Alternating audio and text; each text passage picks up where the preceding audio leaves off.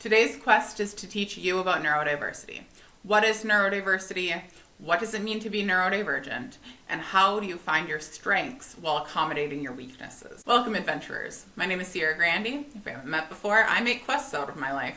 One of my main quests is to teach about mental health recovery, neurodiversity, and disability topics. I go into workplaces, organizations, nonprofits, schools, a bunch of different places to teach. It's one of the things I love to do. Typically for a presentation, I have between 60 and 90 minutes to talk. Sometimes even more than that. But today I'm challenging myself to try to get the basics of neurodiversity out in about a half hour-ish. We'll see if I can do it. And the purpose of making this video is so that it's more widely available to those who might want to know more. Like parents or classrooms, or I suppose if you want a really, really long example of what I do in my speaking engagements before you bring me into your workplace. But this is primarily to teach. When I do presentations on neurodiversity, I typically start with an icebreaker. One, because organizations like icebreakers typically, and two, so I can make some sort of joke around it about how neurodivergent individuals, myself included, aren't super fond of icebreakers because the point isn't super clear. Oftentimes there doesn't really feel like there is a point. And the anxiety around, is there a right or wrong answer? Am I doing this right? Am I doing it wrong? And so I do include one, though, with all of those things in mind, because I do have a point. I would like you to imagine a sloth in a sundress in your mind's eye. What color is it? What color is the dress? Is it a cartoon sloth? Is it a real one? What is it doing? If you feel comfortable, put that in the comments so that you can explain to others what sloth you are seeing. Now, it's likely you're thinking of maybe a yellow sundress. That's the most common when I'm doing these icebreakers. Potentially, you're also thinking, if it's a cartoon, you're thinking of the sloth from either Zootopia or Ice Age. If it's a real sloth, likely in a tree and somewhere sunny, and it's likely you are visually imagining it, like a video or a movie in your mind. But not everyone's like that. For me, for example, I don't see anything specific. Like, it's depth and vibes. Like, I know that there is a sloth and a sundress in there. Like, I get it. I need more context to figure out why and where. But overall, there's a sloth. It's in a sundress. I'm answering the question. But I don't get that movie in my mind. And that's called aphantasia. And that is just a trait about me. It's not a disability. It's not a deficit. It's just simply a difference. But oftentimes the differences that we are living with are pathologized within the medical model of disability, especially if you are living with other disabilities. And so I just point that out, one, because that's neurodiversity. Like, you, with whatever you popped up in your mind's eye of a sloth in a sundress, and then versus somebody else who watched this video and commented, or in a classroom, if you all are talking to each other about your sloth in a sundress, that's neurodiversity. Simply different brains, the natural variation in the human brain, is similar to biodiversity. It's a good thing for us to have differences. I like to share my story, at least parts of my story, when I'm talking about neurodiversity. So I do want to do a quick content disclaimer. I'm a suicide survivor, and that's going to be relevant to this discussion. So if you don't want to hear my story, skipping forward might make sense for you. I want to quickly tell you some of my story. This in and of itself can be an hour-long keynote where I talk about mental health recovery, and I've done that many times.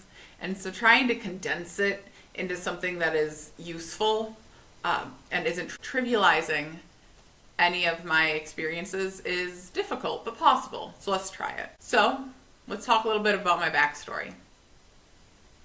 Let's flash back to the summer when I was 11. The day was sunny, the activities were kind of boring, and I was sad and anxious and overwhelmed and underwhelmed. Everything felt bad. And I grew up in a small Minnesota town, one of those towns that has one stoplight and a bunch of bars and churches, but not too much to do. And I had been struggling with suicidal ideations for a little while, but it was getting worse and worse and worse. to a point where I started to plan, but I take things very literally and I am a rule follower. And so I had been told many times, if your life is in danger, you should call 911. And I did. Picked up the phone from the corded phone and dialed 911. And I let the operator know what was happening, that I didn't want to be around and I wanted to die. And so a police officer came to the house and assessed the situation and got in contact with my parents. They rushed to meet us at the emergency room that I was transported to via ambulance. And then I spent what felt like forever in that emergency room. And thankfully now 988 in the United States is the mental health crisis line. And I'll link that below for you to have more information on. But that alone shows that there is progress being made, slowly but surely. But 988 didn't exist back then, and I was struggling. So after spending all that time in the emergency room, they finally found a bed for somebody my age. And I was shuttled 200 miles north to my first 72-hour hold. And this pattern continued throughout my childhood. It'd be a depressive episode with suicidal ideations that got worse and worse and worse to a point where I gave up and I didn't want to be around anymore. And then I told people around me that I was planning to do something. I had different therapists and different medications and side effects, and it was hard. I went to so many hospitals that I lost count. I changed schools, I changed friend groups, I struggled. I was also bigger than a lot of other kids. You can't really tell necessarily, but I'm a tall person and I am a bigger person. And I'm okay with that now, but not when I was younger. So when I was around 13, 14, I ended up attempting to take my own life. And I'm thankful that I failed. But between all the other hospitalizations, medications, therapies, attempting to do partial treatments, and then insurance issues, we were running out of ideas of what to do next. So the county got involved because all of this was very expensive and we needed help. My family, I grew up in pretty low income and we needed to do what we needed to do to keep me alive. And so I was placed in a residential treatment center for 3 months.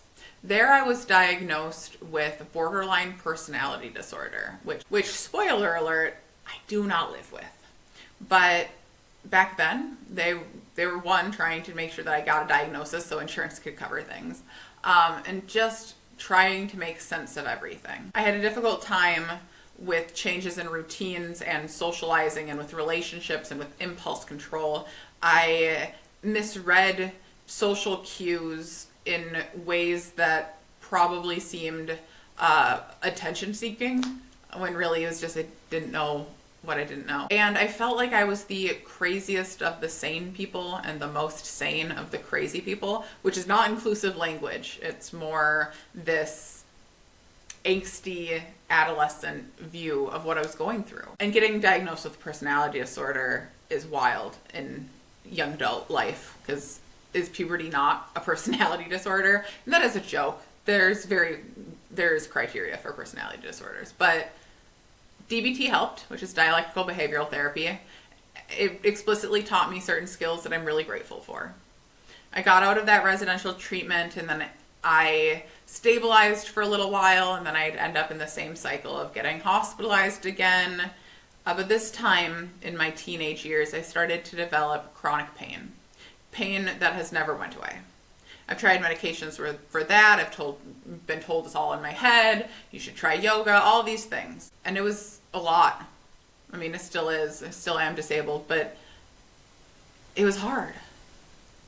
By 18, while I was still in high school, we had exhausted all of our other options, and my parents and I needed to do something again because I ended up in a hospital again. And this time, because I was an adult and I had tried so many different things, I underwent electroconvulsive therapy, which is modern day shock therapy. Bilaterally, which is a strange choice on their part, but I don't remember that discussion at all because it ended up, those seizures that were induced in my brain ended up causing a year of amnesia. for me. So I don't remember my first kiss or applying to colleges. I don't remember my first semester going to college or meeting my best friend. I don't remember graduating high school. There's just so many things that I don't remember. And with all that, I ended up being very aware that I'm an unreliable narrator. We all are. And that's okay. That's just how perspective works. I'm just very aware of it. I'm very aware of how all of our brains don't necessarily see the same sloth in a sundress. In my young adult life, I continued to struggle. My first college I tried, I ended up dropping out of because of health reasons. Then I went to a tech college, transferred over to a state college, dropped out of that one for health reasons, and just kind of gave up as I was merely surviving. It was really hard. I had a lot of people who loved me, and I'm very, very grateful for the amount of treatment I got, because most people do not get anywhere near the level of treatment that I had. But I felt broken. I felt so broken. But I got lucky. In April 2019, I found a treatment that works really well for me, along with a bunch of lifestyle changes. And I started being in mental health recovery, a thing that I didn't know really was a thing until I was in it. And so I started to volunteer with the National Alliance on Mental Illness, and they helped me learn how to share my story and showed me the value in it. I went back and I got my psychology degree with an economics minor, and as one does with a psychology degree, wonder, oh, what's next? What do I do with this? And then you give up and go to grad school. And so I did, but I didn't want to take the GRE. And law school is a 3-year grad program. And I had been told many times in my life that I'd be a good lawyer. I argue like a lawyer. Didn't realize until way too late that that is an insult. But I went to law school. And law school weaponizes anxiety in a way I was not ready for. It's also a lot like high school. So I struggled my first year. And by the time that my second year started to come around, I went and got a new neuropsych evaluation because I needed it. And that's when I learned that I am living with autism spectrum disorder, level 1, ADHD, combined type, generalized anxiety disorder, which has been my pal my entire life, and depression in remission. And my depression being in remission will be my greatest accomplishment probably for the rest of my life. I can say truthfully that I do want to be alive and I want to be here. I no longer live with suicidal ideations. I'm no longer a threat to myself. And I graduated law school.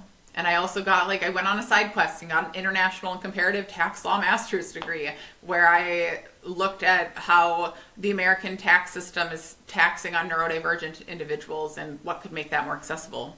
I've shared my story countless times, contributing to books and podcasts and many different panels and discussions, and I'm so grateful for it. But I share my story because stories shift perspectives, make people understand others just a little bit more. If you explained your sloth in a sundress to me based on the color and the vibe, and if it was a cartoon versus real, I would understand your perspective much more.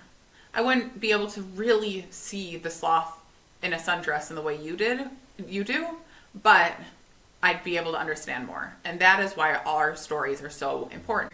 I'm also very privileged to be able to share my story. I know that it's not safe for everyone to do so I want to recognize that. So let's move on into neurodiversity. I already kind of explained what neurodiversity is with our icebreaker, but neurodiversity refers to the natural variation in the human brain. And this encompasses differences like we see in ADHD, autism, dyslexia, and other cognitive differences. It's an umbrella term. It promotes the idea that neurological differences are a valuable form of human diversity, similar to biodiversity. And then within the neurodiversity movement, there's some terms you should know. First, neurodivergence or neurodivergent is a non-medical umbrella term used to describe peoples whose brains develop or work differently for some reason, outside of what we accept as the neuronorm. This means that people have different strengths and struggles from people whose brains develop more typically. Some people define neurodivergent narrowly. They're only looking at neurodevelopmental disorders, autism, ADHD, dyslexia, dyscalculia, etc. And others, myself included, like a broad definition. Because it's not a medical term and it's an identity, a socio-political identity, why do we need to kind of like categorize ourselves based on the medical model? Instead, it should be broad, based on the way that our brains develop or work. Now, everyone's brain is going to work differently, but the majority of individuals are what is called neurotypical. And we live in the United States, we live in an individualistic culture, so calling anybody typical for some reason ends up kind of coming across as an insult. So I'm not a huge fan of the term, but I think it is useful. And that's just people whose brains develop in a way that we expect them to.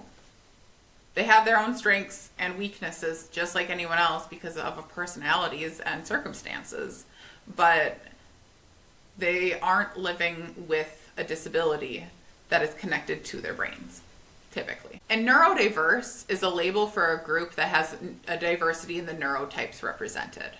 This is semi-controversial. Some people will use neurodiverse and neurodivergent interchangeably. That's a pet peeve of mine. I don't think identifying anybody as diverse without knowing the context in which you're calling them diverse makes much sense. So neurodiverse is a label for a group. We're aiming for neurodiversity and neurodiverse workplaces and organizations. I used to be very rigid about this. I used to be very like, I will correct you if you say neurodiverse instead of neurodivergent, and I've let that go. I've had to do some work about that. So I just want to remind you that neurodivergent is not a medical term. It's an identity. But most of the time, those of us who do identify as neurodivergent do live with a diagnosable condition. Some of those conditions can include autism and ADHD. That's what I'm living with. But also dyslexia, dyscalculia, dyspraxia, Tourette's syndrome, traumatic brain injury, fetal alcohol spectrum disorders, obsessive compulsive disorders, bipolar disorder, dissociative identity disorder, schizophrenia, and more. And those diagnosable conditions are within the medical model of disability. The medical model of disability views disability as a medical problem that needs to be treated or cured. And oftentimes, those disabilities do need to be treated. And sometimes there is a cure, but when it comes to conditions that people live with who identify as neurodivergent, it is unlikely that there is a cure. This is the norm. We default to the medical model when we're talking about disability. But there's also the social model of disability, which, oversimplified, recognizes that disability is primarily caused by societal barriers and discrimination. And the neurodiversity movement has its roots within the social model of disability, but it's outside of the social model of disability. There's pros and cons for both, and I like to think that the neurodiversity movement is a good middle ground.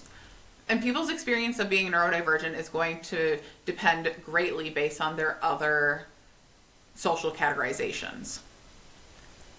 This is intersectionality, the interconnected nature of social categorization, such as race, class, and gender, as they apply to a given individual or group, regarded as creating overlapping and interdependent systems of discrimination or disadvantage. If you want to learn more about intersectionality, if this is interesting to you, I do recommend checking out Kimberly Crenshaw's work.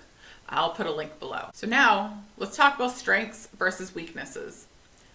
Because at its core, my point of doing this work is to incentivize everyone, regardless of ability, to try to find their strengths and accommodate their weaknesses. When it comes to neurodivergent individuals, there's a variety of different strengths we have. And this is different than my ADHD is my superpower argument. I don't buy into that. But what I do buy into is that our experiences struggling in this world build skills, and those skills can be strengths. A lot of individuals with disabilities are going to be more innovative. They're going to have higher resiliency skills, because you gotta, in this world. And depending on your neurotype, there might be other strengths. You could have the ability to hyper-focus or be authentic. Maybe you're really good with memory, or you're highly empathetic, you have good intuition and pattern recall. Maybe you have a depth of thinking. There's so many different strengths that somebody can have, and it's going to be dependent person by person. And so identifying those, you can do like personality quizzes or talk to friends and family, but I just practice. Practice finding what you're good at and what you like to do. I prefer to find my strengths based on practice. Figuring out what I like to do and what I'm pretty good at and what calls to me, and following through with those things. But it is going to be so dependent person to person. So that's identifying and using your strengths. But what do I mean by accommodate your weaknesses? Well, here I'm using accommodate as a synonym for adaptation or adjustment. I do not mean necessarily ADA, Americans with Disabilities Act, or formal accommodations. This is self-accommodating. An example of a self-accommodation, a very common one, are glasses. Your weakness is that you cannot see as well as you'd like. You use glasses to see better. That's an accommodation. Using headphones when things are too loud. Asking for a follow-up email to get things in writing so that you can refer back to it so if you have a mediocre memory. And if you don't know what accommodations can be helpful for you based on your neurotype or your diagnosable condition, I recommend askjan.org. Askjan.org is the Job Accommodation Network. And through that, you can look up your disability and then go by limitation and see what you're going to have some difficulty with, maybe ADHD, and then social skills. And then looking at social skills, there's a variety of different things to explore, and then you can practice those. But an accommodation is different than accessibility. Accessibility ensures that all people, regardless of ability, can interact with the services or information you provide. And accessibility helps everyone, not just people with disabilities. The curb cut effect is a great example of this. When we design for disabilities, we make things better for everyone. The curb cut, as you see in sidewalks, was made for individuals who use wheelchairs. But we get to use them too. Whether we're using it for a suitcase or a stroller or just for convenience. It's out there and it's helpful. An example, to contrast the accessibility versus accommodation, I would like you to think about whether you own an iPhone or an Android. And let's say that you own an Android phone, but about 75% of the world own an iPhone. This is an analogy. None of these things are necessarily true, but this story can make sense of things. And let's pretend that all of our infrastructure, our digital infrastructure, is based on Apple products, but you have an Android phone. If you go and you try to text people on your messaging app as an Android user, on the iMessage, your text bubble is going to be a different color, which can be frustrating for an Apple user, but even more frustrating for you because now you've just inconvenienced them, and now you have to try to advocate for yourself somehow and be like, hey, can we instead move this over to a different app or default to something else so I don't feel like every time that I'm trying to communicate that I'm the problem or I'm the burden? Or let's say that you want to do a video call with me and I have an Android phone, you have an Apple phone, but that video call defaults to FaceTime. I don't have access to FaceTime. So now I'm putting extra effort into trying to self-accommodate, and then going even further, I'm trying to get you to accommodate me so that I can participate fully. And I want to participate, but it's really hard. So if we default to sending over a Zoom link rather than FaceTime, that's accessibility. If we default to always using a different messaging system, that's accessibility. And maybe that helps other people so that they don't have to disclose that they are an Android user. Because it's already hard enough being at a disadvantage in so many different situations where everyone else has a charger available except you. I would like to explain executive function for a moment. This is an oversimplification, and there's a variety of different ways to explain executive function. But executive function is a function of all of our brains. It is not just neurodivergent individuals. And it encompasses working memory, inhibitory inhibitory control, self-control, impulse control, and cognitive flexibility. Now, a lot of neurodivergent individuals, especially when they're talking online, when we're talking online, they'll call it like executive dysfunction, because this process is impacted greatly by our disabilities. But I want to really highlight the fact that a lot of people's executive function can be impacted by a variety of things. So you can have neurodivergent seeming traits without actually being neurodivergent. For example, let's say that you're getting close to workplace burnout. That might impact your working memory. There's a variety of ways that can impact your executive function. I say that not to be like, oh, you're like to gatekeep what it means to be neurodivergent. No, I just want to point out that a lot of things that can help as an accommodation, as an adjustment for a neurodivergent individual might also be able to help you if you're a neurotypical person. There's so many different potential neurodivergent traits because it's so broad. But I'd like to talk about a couple more niche ones, like alexithymia. And alexithymia is the inability to identify and describe what one is feeling, whether an emotional state or a physical state.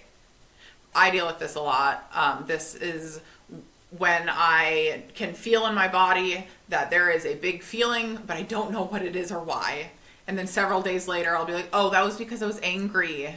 It is useless to be like recognize you're angry several days later, because it's supposed to be an emotion that allows you to act, or at least kind of act. And that is frustrating and difficult, and just something that I have to cope with.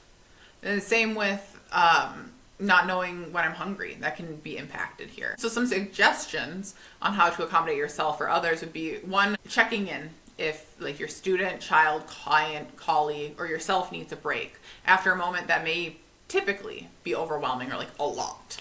You can also reflect, summarize after a heavy moment. You can acknowledge that it is okay if they do not know exactly the feeling that they're having in the moment. Additional traits might include black and white thinking. So this is all or nothing, good or bad, limited middle ground. Some things that might be helpful is going to the extremes. Like, what is the absolute best outcome? Like you're thinking like it's all or nothing. So what's the absolute best outcome and what's the absolute worst outcome? Say those things out loud and make them extreme and silly. Because then it's easier to recognize like those things are really unlikely, and if they were to happen, I do think I could take care of them. You can also provide gentle reminders that typically there's many options and solutions available. Oftentimes we're not actually aiming for the gray between the black and white, we're trying to find purple. And it can also be helpful to talk it out with a supportive person. Cognitive rigidity is very similar, but is different.